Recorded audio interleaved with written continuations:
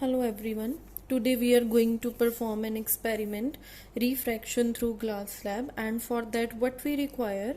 We require a glass slab, a scale, a protector, a pencil, eraser and few pins. And you have to keep in mind this thing that pinch edges should be sharp so that they can be inserted into this wooden board. And you need an A4 size paper also so that you can perform the experiment over it. Now, how we will start the experiment? We have to take two pins and glass slab firstly. Now place the glass slab at the center and fix two pins at the corners of the sheet such that this paper should not move. So let us do it firstly. I am taking this one pin and I am fixing at one end.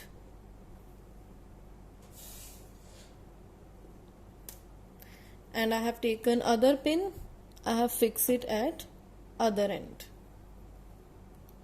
So I have fixed the two pins, one is here. Similarly I have fixed the other pin at the other end. I can show you like this, and now my paper will not move. The paper will be fixed. Now what we will do? Firstly we will mark the outline of the glass slab firstly with the help of pencil. How I will do this?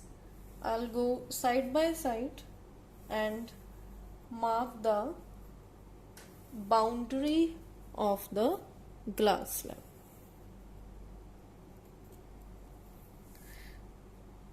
So I'll get the glass slab.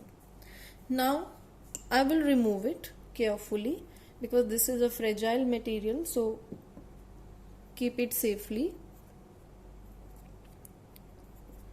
I can give name to these corners. These are the corners of glass slab A, B, C, D. And now with the help of a protector, I'll take a protector and keeping this line, coinciding this line with this line, like this. Firstly, I'll draw a normal. So this is normal. Normal is at the 90 degree to the surface. So to this surface, I am drawing the normal. And I'll complete it. Firstly, I'll draw it with dotted line. And now I want to make an angle of 30 degree. I want to make an angle of 30 degree with the normal. That will be my angle of incidence. How I will make the angle of 30 degree? At this point, I'll coincide this point. I'll keep this point here. See, and carefully make it. The dotted line should coincide as base.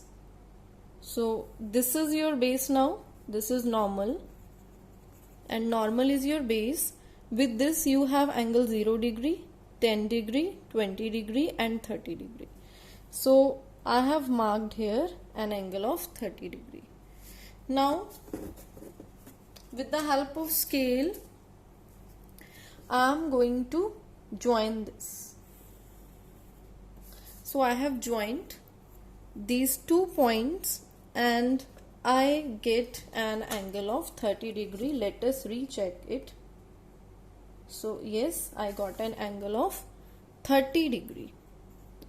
Now I will take 2 more pins because this is the incident ray.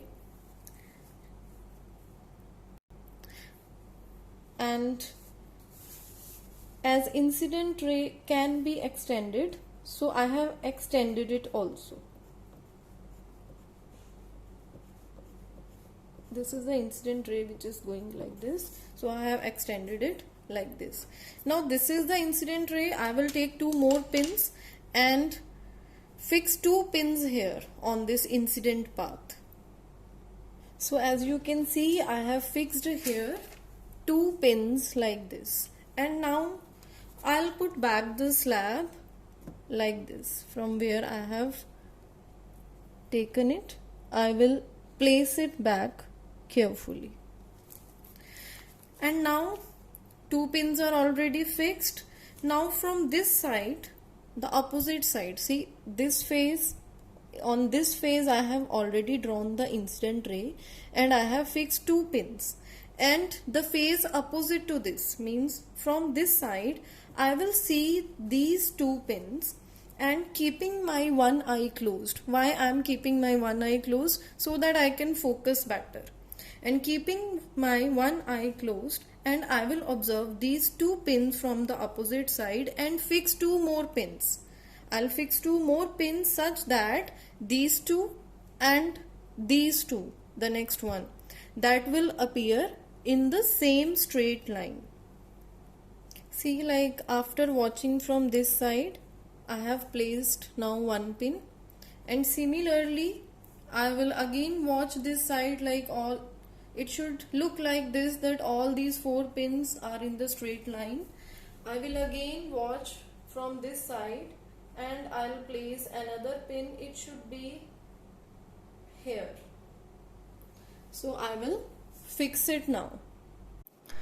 I will try that you can see from the same angle I am watching these four pins, and you can see from this side. Yes, from this. Don't look at this side. These are actually where pins are. Look from this glass slab. 1, 2, and you can see the third one and the fourth one. So these are all lying in the same line. Now we don't need these pins. We can now remove these pins. Now I am removing these 1, 2, this third and this fourth pin, and I am marking their place. This one of incident ray and this is of emergent ray.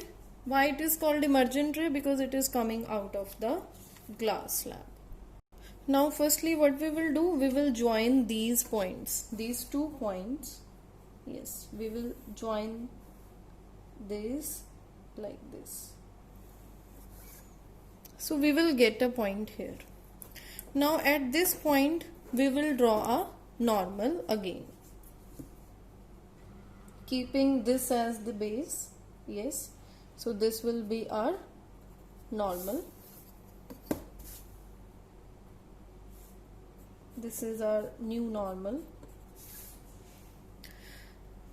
Now what we have to do, we got these 2 points and we have to join these 2 points. So you got this first ray as incident ray. This is your incident ray. This is your refracted ray. This is angle I with the normal. This is the normal. This is angle R. And this is your emergent ray. Why it is called emergent ray? Because it is coming out of the glass slab. So what is actually happening in this? When light rays enter from, here we have air to the glass slab, because this is the rarer medium, this is the denser medium, the ray will bend towards the normal.